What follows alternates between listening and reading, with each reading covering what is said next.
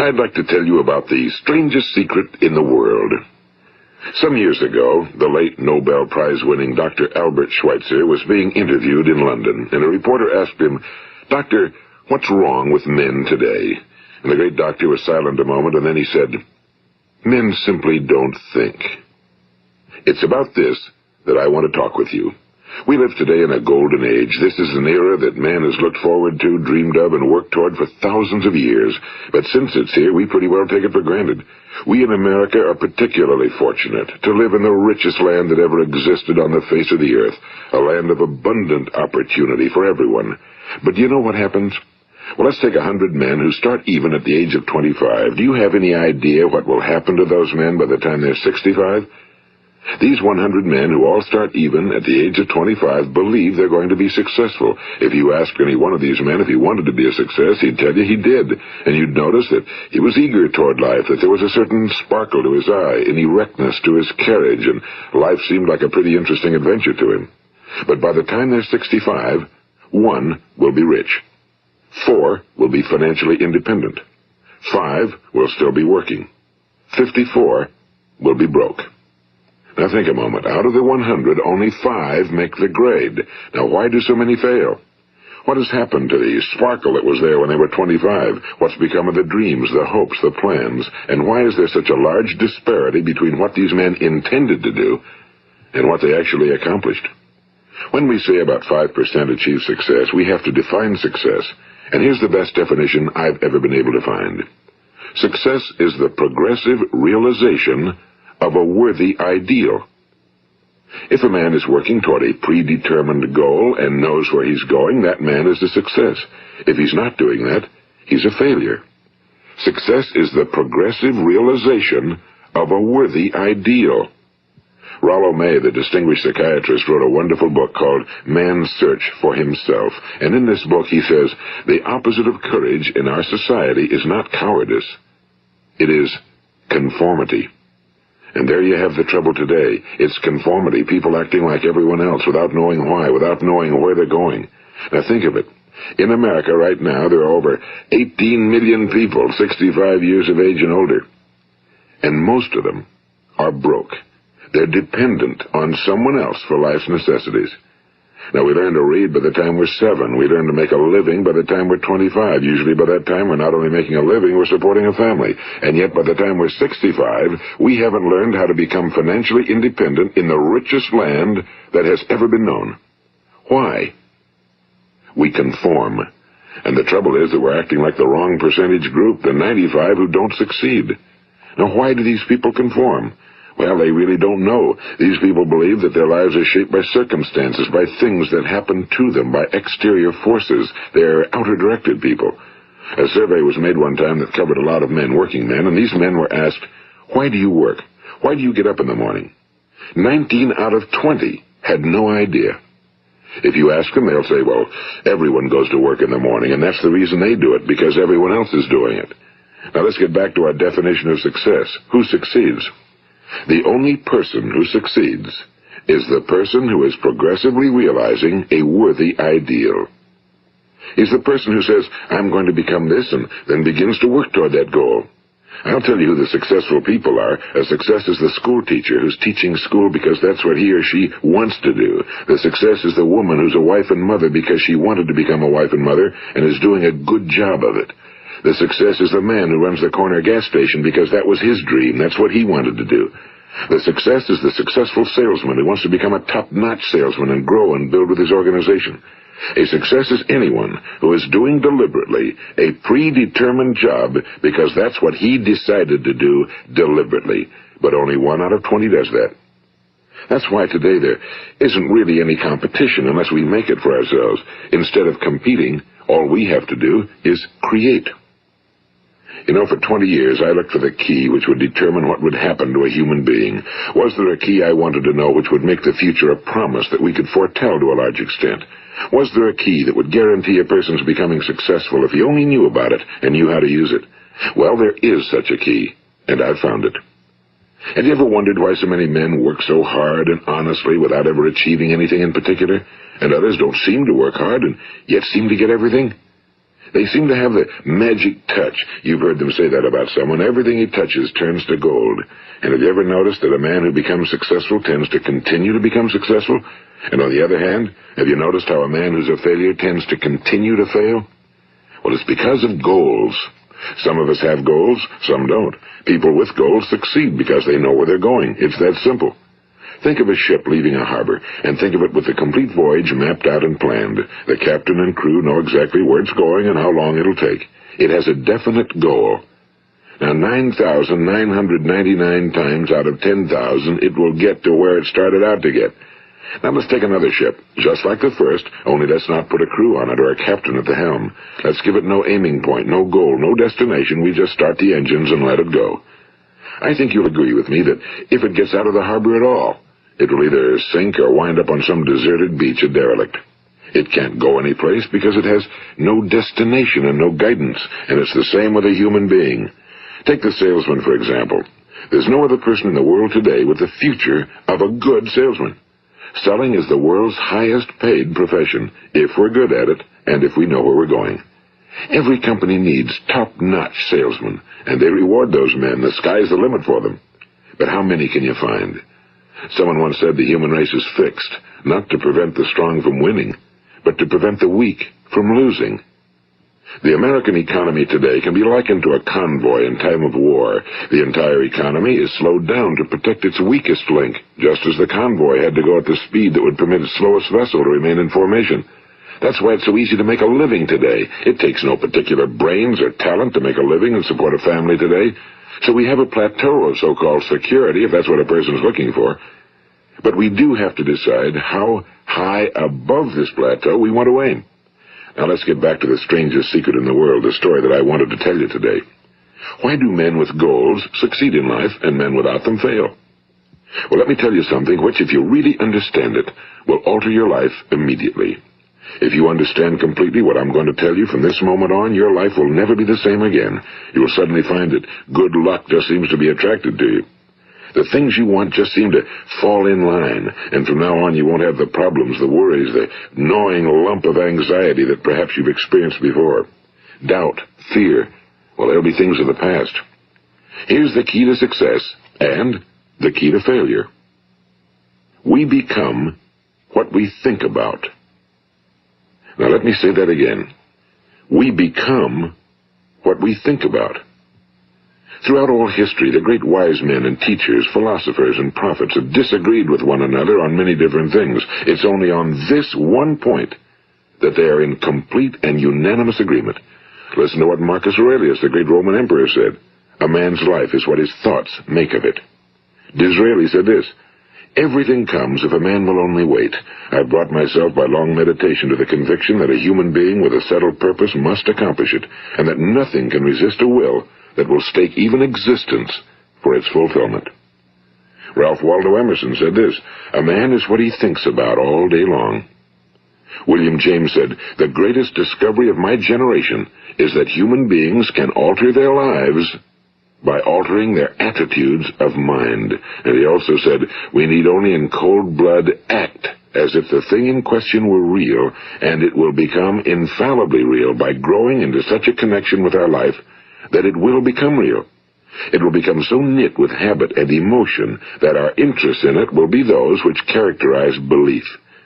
And he also said, if you only care enough for a result, you will almost certainly attain it. If you wish to be rich, you will be rich. If you wish to be learned, you will be learned. If you wish to be good, you will be good. Only you must then really wish these things and wish them exclusively, and not wish at the same time 100 other incompatible things just as strongly. In the Bible you read in Mark 9:23, if thou canst believe, all things are possible to him that believeth. My old friend Dr. Norman Vincent Peale put it this way, this is one of the greatest laws in the universe.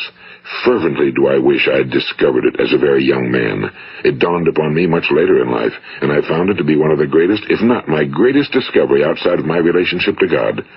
The great law, briefly and simply stated, is that if you think in negative terms, you will get negative results. If you think in positive terms, you will achieve positive results. That is the simple fact, he went on to say, which is at the basis of an astonishing law of prosperity and success.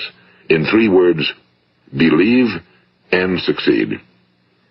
William Shakespeare put it this way: our doubts are traitors and make us lose the good we oft might win by fearing to attempt. George Bernard Shaw said, people are always blaming their circumstances for what they are. I don't believe in circumstances. The people who get on in this world are the people who get up and look for the circumstances they want, and if they can't find them, make them. Well, it's pretty apparent, isn't it? And every person who discovered this for a while believed that he was the first one to work it out. We become what we think about. Now, it stands to reason that a person who's thinking about a concrete and worthwhile goal is going to reach it, because that's what he's thinking about, and we become what we think about. Conversely, the man who has no goal, who doesn't know where he's going, and whose thoughts must therefore be thoughts of confusion and anxiety and fear and worry, becomes what he thinks about.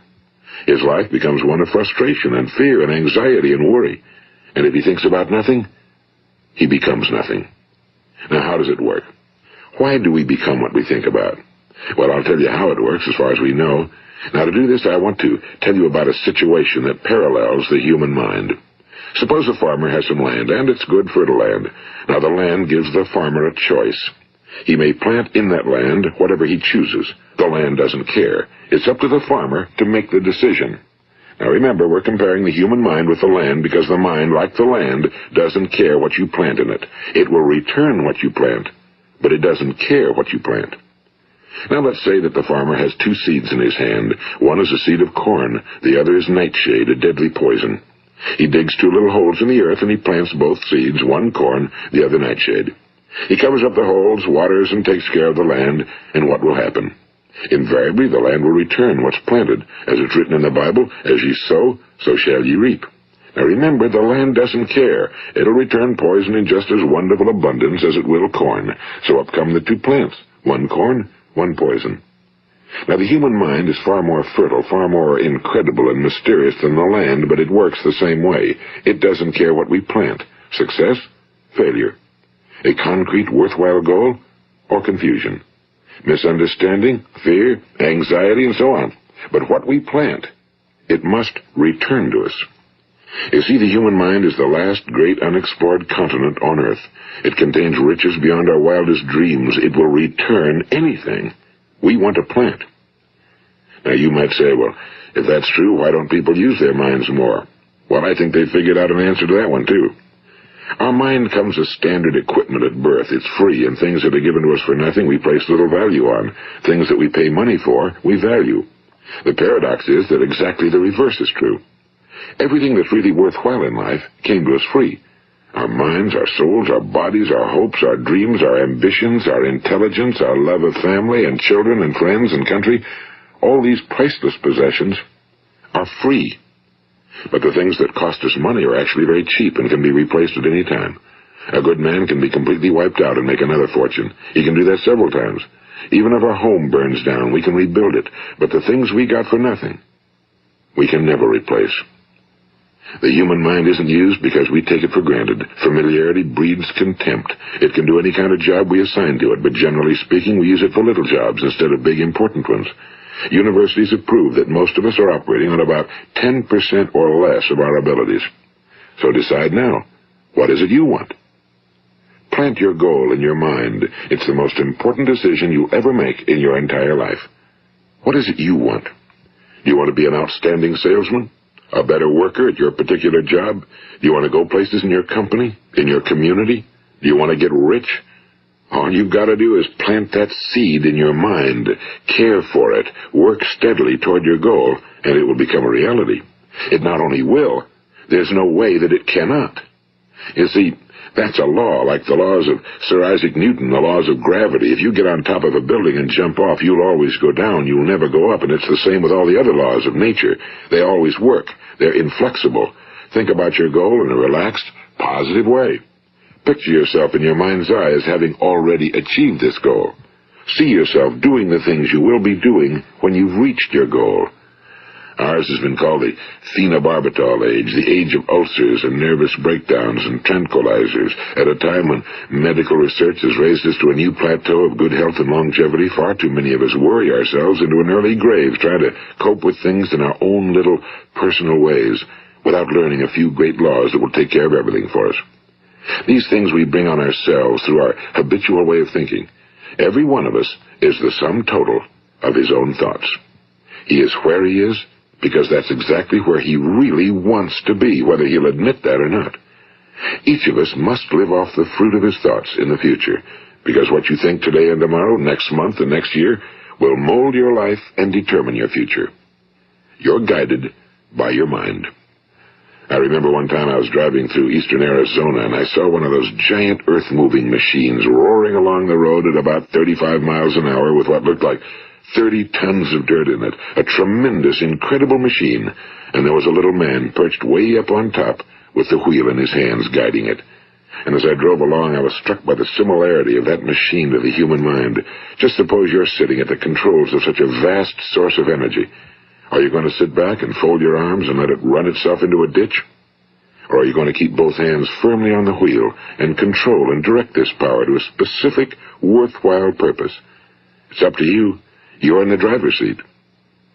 You see, the very law that gives us success is a two-edged sword. We must control our thinking.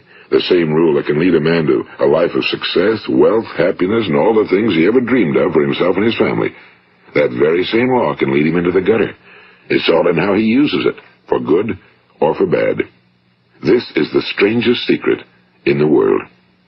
Now, why do I say it's strange, and why do I call it a secret? Actually, it isn't a secret at all. It was first promulgated by some of the earliest wise men, and it appears again and again throughout the Bible, but very few people have learned it, understand it. That's why it's strange, and why for some equally strange reason it virtually remains a secret. I believe that you could go out and walk down the main street of your town and ask one man after another what the secret of success is, and you probably wouldn't run into one man in a month who could tell you. Now, this information is enormously valuable to us if we really understand it and apply it. It's valuable to us not only for our own lives, but the lives of those around us, our families, employees, associates, and friends. Life should be an exciting adventure. It should never be a bore. A man should live fully, be alive. He should be glad to get out of bed in the morning. He should be doing a job he likes to do because he does it well.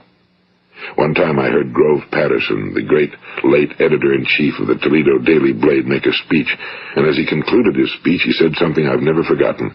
He said, "My years in the newspaper business have convinced me of several things. Among them, that people are basically good, and that we came from someplace, and we're going someplace. So we should make our time here an exciting adventure. The architect of the universe didn't build a stairway leading nowhere." And the greatest teacher of all, the carpenter from the plains of Galilee, gave us the secret time and time again. As ye believe, so shall it be done unto you. I've explained the strangest secret in the world and how it works. Now, on this side, I want to explain how you can prove to yourself the enormous returns possible in your own life by putting this secret to a practical test. I want you to make a test that will last 30 days. It isn't going to be easy, but if you'll give it a good try, it will completely change your life for the better. Now, back in the 17th century, Sir Isaac Newton, the English mathematician and natural philosopher, gave us some natural laws of physics which apply as much to human beings as they do to the movement of bodies in the universe. And one of these laws is that for every action, there is an equal and opposite reaction. Simply stated, as it applies to you and me, it means we can achieve nothing without paying the price. The results of your 30-day experiment will be in direct proportion to the effort you put forth. To be a doctor, you must pay the price of long years of difficult study. To be successful in selling, and remember that each of us succeeds to the extent of his ability to sell. Selling our families on our ideas, selling education in schools, selling our children on the advantages of living the good and honest life, selling our associates and employees on the importance of being exceptional people. To, of course, the profession of selling itself. But to be successful in selling our way to the good life, we must be willing to pay the price. Now, what is that price? Well, it's many things. First, it's understanding emotionally, as well as intellectually, that we literally become what we think about, that we must control our thoughts if we're to control our lives. It's understanding fully that as ye sow, so shall ye reap. Second, it's cutting away all fetters from the mind and permitting it to soar as it was divinely designed to do. It's the realization that your limitations are self-imposed and that the opportunities for you today are enormous beyond belief. It's rising above narrow-minded pettiness and prejudice. And third, it's using all your courage to force yourself to think positively on your own problem, to set a definite and clearly defined goal for yourself, to let your marvelous mind think about your goal from all possible angles, to let your imagination speculate freely upon many different possible solutions, to refuse to believe that there are any circumstances sufficiently strong to defeat you in the accomplishment of your purpose, to act promptly and decisively when your course is clear, and to keep constantly aware of the fact that you are, at this moment, standing in the middle of your own acres of diamonds, as Russell Conwell used to point out. And fourth, save at least 10% of every dollar you earn. It's also remembering that no matter what your present job, it has enormous possibilities, if you're willing to pay the price. Now let's just go over the important points in the price each of us must pay to achieve the wonderful life that can be ours. It is, of course, worth any price. 1. You will become what you think about. 2. Remember the word imagination and let your mind begin to soar. 3. Courage. Concentrate on your goal every day. 4. Save 10% of what you earn. And 5. Action. Ideas are worthless unless we act on them. Now, I'll try to outline the 30-day test I want you to make. Keep in mind that you have nothing to lose by making this test and everything you could possibly want to gain. There are two things that may be said of everyone. Each of us wants something, and each of us is afraid of something. I want you to write on a card what it is you want more than anything else. It may be more money. Perhaps you'd like to double your income or make a specific amount of money. It may be a beautiful home. It may be success at your job. It may be a particular position in life. It could be a more harmonious family. Each of us wants something. Now write down on your card specifically what it is you want. Make sure it's a single goal and clearly defined. You needn't show it to anyone, but carry it with you so that you can look at it several times a day. Think about it in a cheerful, relaxed, positive way each morning when you get up, and immediately you have something to work for, something to get out of bed for, something to live for. Look at it every chance you get during the day and just before going to bed at night. And as you look at it, remember that you must become what you think about, and since you're thinking about your goal, you realize that soon it will be yours. In fact, it's yours really the moment you write it down and begin to think about it. Look at the abundance all around you as you go about your daily business. You have as much right to this abundance as any other living creature. It's yours for the asking. Now we come to the difficult part. Difficult because it means the formation of what is probably a brand new habit, and new habits are not easily formed. Once formed, however, it will follow you for the rest of your life. Stop thinking about what it is you fear. Each time a fearful or negative thought comes into your consciousness, replace it with a mental picture of your positive and worthwhile goal. And there will come times when you'll feel like giving up. It's easier for a human being to think negatively than positively. That's why only 5% are successful. You must begin now to place yourself in that group. For 30 days, you must take control of your mind. It will think about only what you permit it to think about. Each day for this 30-day test, do more than you have to do. In addition to maintaining a cheerful, positive outlook, give of yourself more than you've ever done before. Do this knowing that your returns in life must be in direct proportion to what you give. The moment you decide on a goal to work toward, you're immediately a successful person. You are then in that rare and successful category of people who know where they're going. Out of every 100 people, you belong to the top 5. Don't concern yourself too much with how you're going to achieve your goal. Leave that completely to a power greater than yourself. All you have to do is know where you're going. The answers will come to you of their own accord and at the right time. Remember these words from the Sermon on the Mount, and remember them well. Keep them constantly before you this month of your test. Ask, and it shall be given you. Seek, and ye shall find. Knock, and it shall be opened unto you. For every one that asketh receiveth, and he that seeketh findeth, and to him that knocketh it shall be opened. It's as marvelous and as simple as that.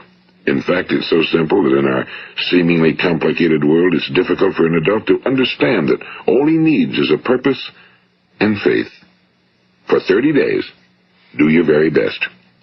If you're a salesman, go at it as you've never done before, not in a hectic fashion, but with the calm, cheerful assurance that time well spent will give you the abundance in return you deserve and want. If you're a homemaker, devote your 30-day test to completely giving of yourself without thinking about receiving anything in return, and you'll be amazed at the difference it makes in your life. No matter what your job, do it as you've never done it before for 30 days. And if you've kept your goal before you every day, you'll wonder and marvel at this new life you've found.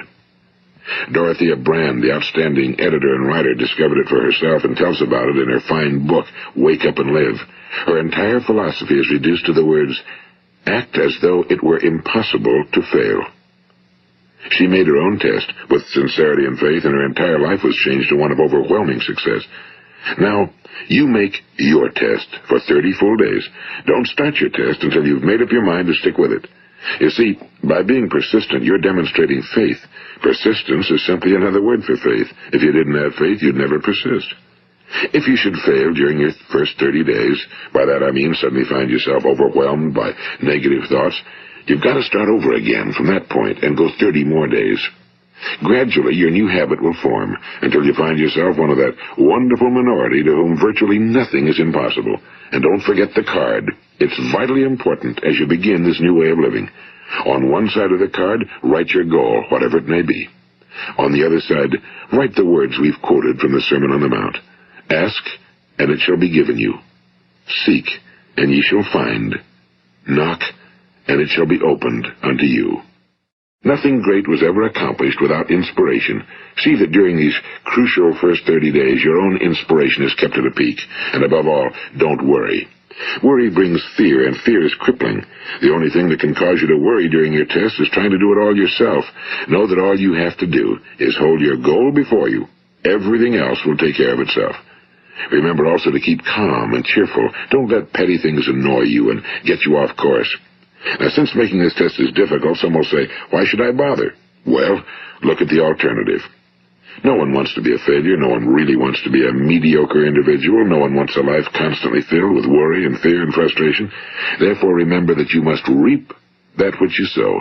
If you sow negative thoughts, your life will be filled with negative things. If you sow positive thoughts, your life will be cheerful, successful, and positive. Now, gradually, you will have a tendency to forget what you've heard on this recording. Play it often. Keep reminding yourself of what you must do to form this new habit. Gather your whole family around at regular intervals and listen to what's been said here. You know, most men will tell you that they want to make money without understanding the law. The only people who make money work in a mint. The rest of us must earn money. This is what causes those who keep looking for something for nothing or a free ride to fail in life. The only way to earn money is by providing people with services or products which are needed and useful. We exchange our time and our product or service for the other man's money.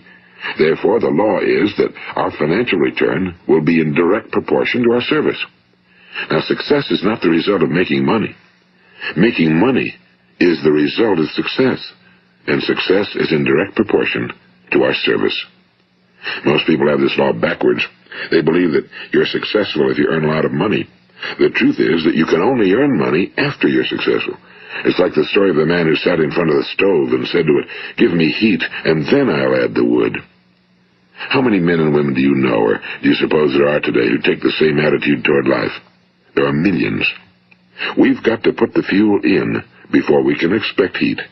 Likewise, we've got to be of service first before we can expect money. Don't concern yourself with the money. Be of service. Build, work, dream, create. Do this, and you'll find there's no limit to the prosperity and abundance that will come to you. Prosperity, you know, is founded upon a law of mutual exchange. Any person who contributes to prosperity must prosper in turn himself. Sometimes the return will not come from those you serve, but it must come to you from someplace, because that's the law.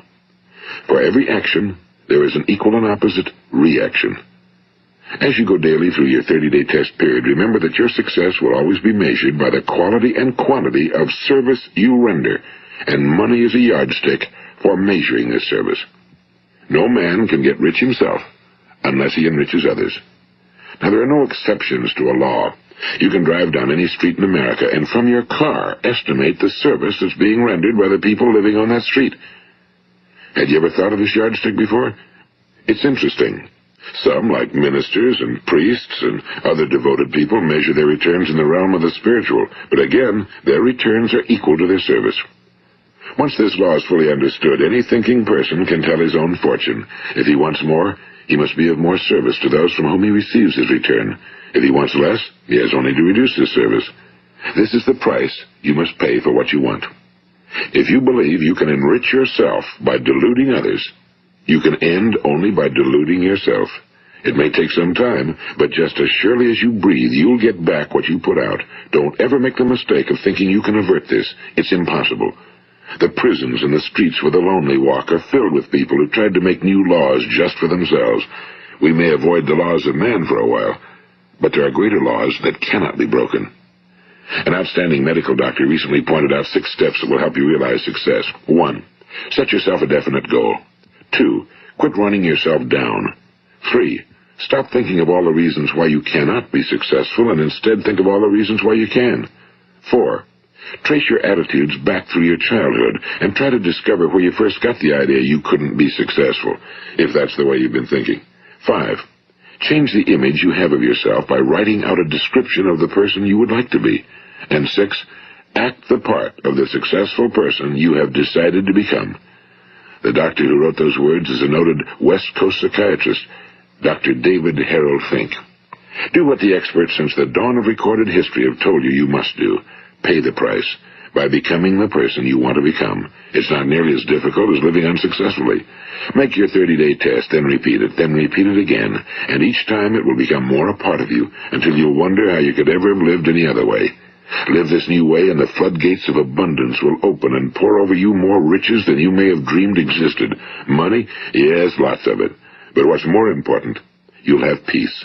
You'll be in that wonderful minority who lead calm, cheerful, successful lives. Start today. You have nothing to lose, but you have a whole life to win. This is Earl Nightingale, and thank you.